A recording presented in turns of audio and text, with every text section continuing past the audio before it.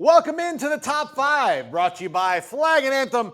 Check out their link in the description, plus 365sportsdeals.com. They're there, as are all of our clients and the great deals that they have.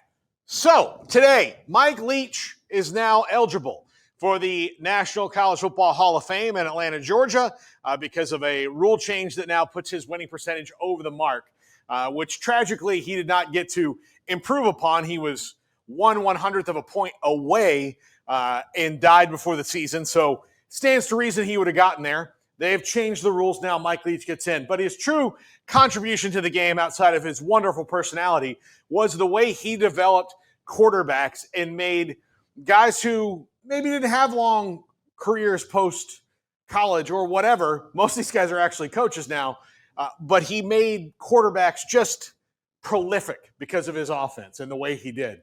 Now, the one I think is the most perfect personality match for Mike Leach is Gardner Minshew. As a matter of fact, if you told me Gardner Minshew was secretly Mike Leach's son, I could believe that. They are both the same kind of eccentric and weird. Gardner Minshew starred for Mike Leach at Wazoo and had some big wins and showed that personality, that ridiculous hair and mustache, and all of that was Gardner Minshew. The probably Mike Leachiest quarterback of all the Mike Leach quarterbacks. Number 4, Sonny Cumbie. Often probably gets lost in the shuffle. I could have put B.J. Simmons on the list. I didn't. There's one other guy that knocked him off, and Tech fans are going to lose their minds because he didn't play at Tech. But Sonny Cumbie sometimes gets lost in the shuffle like B.J. Simmons because of some of the other guys on this list. But prolific, was as good of a quarterback as Mike Leach ever had, loaded up, and now he's a coach, which is not surprising. Running that Mike Leach offense all over the place. Number 3, Kliff Kingsbury. Probably the most popular of all of the Leach quarterbacks. Everybody knows him because of his, not only because of his playing career, but mostly because of his coaching career, his time as Johnny Manziel's quarterback coach and offensive coordinator at A&M, his time as Patrick Mahomes' head coach at Texas Tech, his time now in the NFL, and all that in between. But it all started by him being kind of the original Mike Leach guy, the one who was like, holy cow, look at this kid. Look what he's doing in this offense. He was the original Mike Leach guy. And normally you would think he'd be Texas Tech's favorite son. But because they did have to run him out of town as the head coach. The game-winning play right here in my hand. The spices dancing on my taste buds. The crispness is unreal. The crunch giving it away to that tender, succulent meat. The magical wood-fired flavor from the Pit Boss. It's like a celebration of barbecue in my mouth. A touchdown of taste. A championship of flavor. It's a symphony of taste and texture. Touchdown! The ultimate game day feast.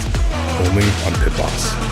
This is the guy, I would say, and it's because of he's the one who got them to the highest mountaintop that they ever did in the Big 12. Now, if not for that stupid three-way tie and their blowout loss to Oklahoma that year, that might have been an out-and-out Big 12 title, and we could have seen something really amazing from Mike Leach. That was the Mike Leach perfect year, nearly.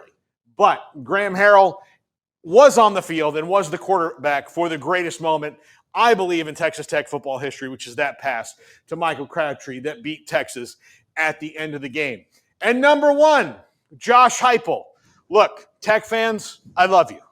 I embrace you fully.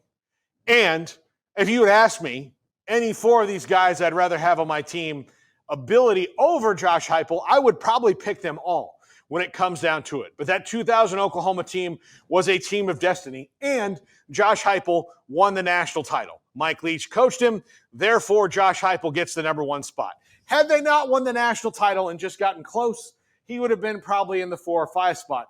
I don't know if you remember watching Josh Heupel. He lives in my nightmares because as he was being carried off the field this way, this is me right up here, walking down from the stands, pissed off that I went to the Orange Bowl for this crap. But I digress. This is not about me. It's about Mike Leach and Josh Heupel. But again, there's me right about up there. Right about up there. Mad as hell. Almost 21 years old. Unable to get a legal drink. It was tough. It was tough. It was a tough time for me. Again, I digress. Not about me. But Josh Heupel has a rag arm as quarterbacks go. You compare the other four guys, if you want them to throw the ball through a wooden board, they probably could. They all had great arms. Josh Heupel, sometimes I wondered if he could break paper with his, but he was so effective. They had Quentin Griffin. They had all these guys. And again, the team of destiny for Oklahoma, the last Oklahoma team to win a national title. And Mike Leach had a hand in that by coaching Josh Heupel. That's going to do it for the top five. Andrew Relate has been working on polls all day long.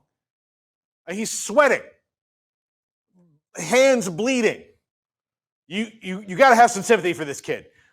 Vote in the polls. Well, if you didn't vote in the polls, it's too late. I shouldn't tell you to vote, but vote in the polls after today, and Smokey's going to tell you the results right now.